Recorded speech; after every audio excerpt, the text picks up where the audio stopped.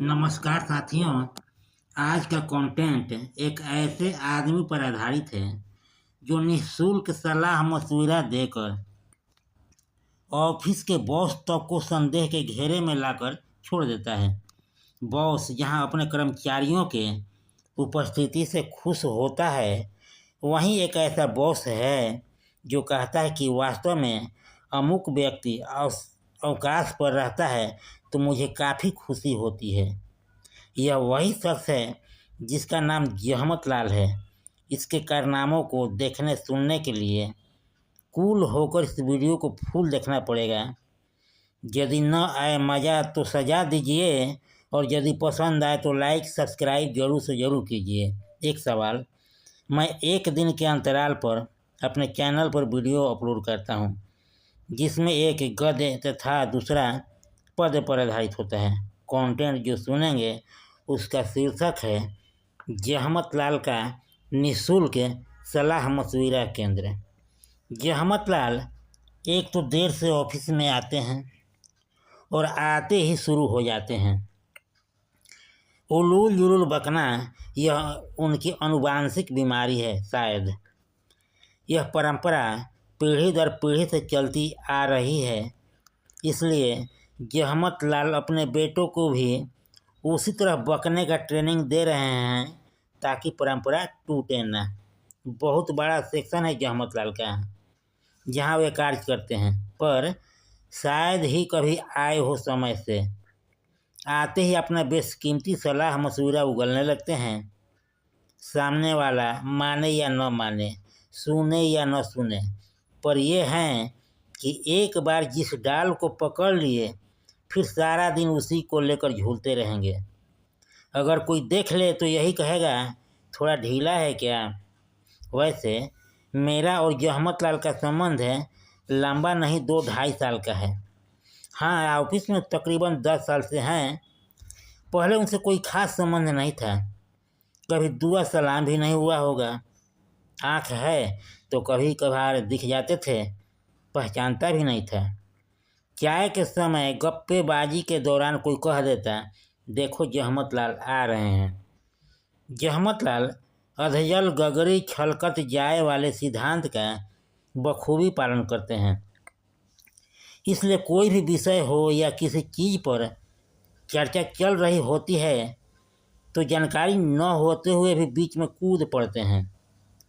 उनके कूदते ही पहले से जमी भीड़ में हलचल मच जाती है, जिस तरह शांत जल में पत्थर मारने से कंपन होने लगता है।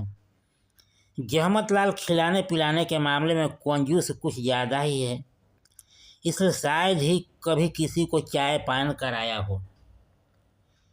ये स्वयं कहते हैं कि मैं खर्चीला इतना ज़्यादा हूँ कि पॉकेट में यदि 10,000 हो तो पलक झपकते ही मिनटों में समाप्त हो जाता है। इसलिए पॉकेट में उसी हिसाब से पैसा रखते हैं ताकि न रहेगा बाँस न बजेगी बांसुरी, न रहेगा पैसा न होगा खर्च। इसलिए जहाँ खिलाने का होता है वह ची बोल जाते हैं। यदि खाने को हुआ तो बस पता लगना चाहिए कि कौन ऐसा कार्य उस शख्स के यहाँ हुआ है, तो पता चलते ही रहीम बाबा के दोहे की तरह रसरी आवत जात सिल पर परत निशान की तरह अपना प्रभाव जमाने में कामयाब हो ही जाते हैं। यह सिलसिला अनवरत उस समय तक चलता रहता है जब तक उनके बातों को उसके दिल पर छाप न डाल दे, खिलाने के लिए राजी न हो जाए। इधर कुछ दिनों से जहमत लाल की लोकप्रियता आसमान छूने लगी है। लोग बताते हैं कि उनकी बुद्धि में अकस्मात वृद्धि होने लगी है। बढ़ती हुई महंगाई और फैशन के चढ़ते हुए भाव की तरह।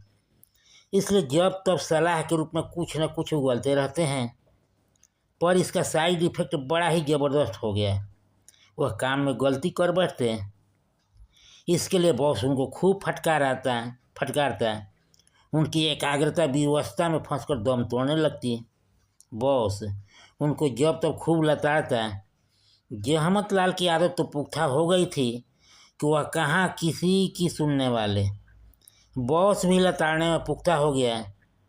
एक की लाचारी देख दूसरा भी लाचार हो गया। परंतु बॉस का लताड़ने का सिलसिला बदस्तूर न चलकर शीघ्र ही टाँय टाँय फिस हो गया, क्योंकि लताड़ना उसके फितरत में नहीं थी। बॉस हाथ जोड़कर कह दिया, अब बस भी करो जहमत लाल, माफ़ करो हमें।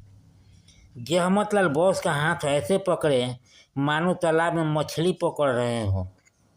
मैं अपने आप को बदलने की कोशिश करूंगा सर, पर क्या करूं साहब, सलाह लेने वालों का जमावड़ा लगा रहता है।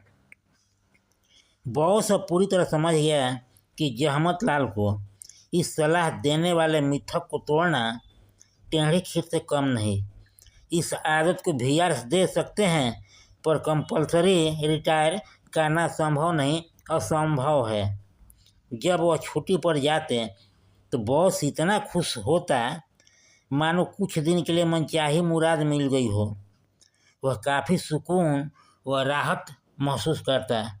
वह उसके थोक भाव में जमे कार्यों को सेक्शन में बांटने में काफ़ी सुविधा होती। बॉस को भी अपने बॉस के पास मंथली रिपोर्ट बनाकर भेजना पड़ता था, क्योंकि जहमत लाल सलाह देना छोड़ नहीं सकता और सेक्शन में कार्यरत अन्य कर्मचारी उसके कार्यों को कर नहीं सकता। बॉस कहता तो ये सभी कुत्ते की तरह बॉस पर झपट पड़ते, क्यों नहीं कहते जहमत लाल को। बॉस तो डरता ही है, थर थर काँपने भी लगता। तब जहमत लाल के कामों को वह स्वयं निपटारा करते। जब किसी महीने में काम का बोझ बढ़ जाता है तो बॉस मन ही मन भगवान से कहते हैं, हे भगवान, जहमत लाल को सद्बुद्धि दीजिए। इस मायने में नहीं कि सलाह देना छोड़ दे, क्योंकि उसके लिए संभव नहीं। यह रोग उसके जिस्म में इस कदर घुसा है कि पोर पोर से सलाह ही निकलता है। भगवान बस इतना ही सद्बुद्धि दे ताकि महीना में कम से कम 10 दिन अवकाश लिया करें, ताकि उसकी अनुपस्थिति में अन्य कर्मचारी उसके कार्यों को कर सके। आज अधिकारी होते हुए कर्मचारी का जीवन जी रहा हूँ। यह मुझ पर कैसा घोर अन्याय है प्रभु। किंतु भगवान के दरबार में कोई भी मुराद शीघ्र कहाँ पूरी होती है। बॉस तो अभी तपस्या के प्रारंभिक दौर से गुजर रहा था। जहमत लाल बॉस के लाचारी को भली भांति समझते, पर वह क्या करे, वह खुद अपनी आदत से लाचार थे। कोई सलाह मांगता तो उसको टरकाना उनके बस की बात नहीं होती। लगता है भगवान ने इस नेक कार्यों के लिए उसे ही भेजे हैं, इसलिए जीवन के एक एक पल को जन कल्याण में लगाने के लिए तत्पर रहते हैं। मानो ऐसा ही उनका धंधा पानी चलता रहा तो कुछ दिनों के उपरांत बड़ा पुरस्कार पा सकते हैं। हाल ही में गुप्त सूत्रों से पता चला है कि जहमत लाल इस कार्य को विस्तार देने हेतु एक इंस्टीट्यूट खोलने वाले हैं। जहमत लाल निःशुल्क सलाह मशविरा केंद्र। अभी तक उन्होंने लाखों लोगों को सलाह से लाभान्वित किया है, किंतु उन सब का नाम रजिस्टर में दर्ज नहीं है। वे चाहते हैं कि इंस्टीट्यूट स्थापित हो जाएगा तो आगे चलकर रजिस्टर मेंटेन कर सकते हैं। ऐसा करने से एक दिन उनका नाम गिनीज बुक ऑफ वर्ल्ड में दर्ज हो सकता है, जिसे सुनकर अन्य संस्थाएं उनको पुरस्कृत कर अपने को गौरवान्वित महसूस करें। कंटेंट समाप्त हुआ। एक बेहद ज़रूरी सुझाव, आप पर किसी प्रकार का नहीं है दबाव।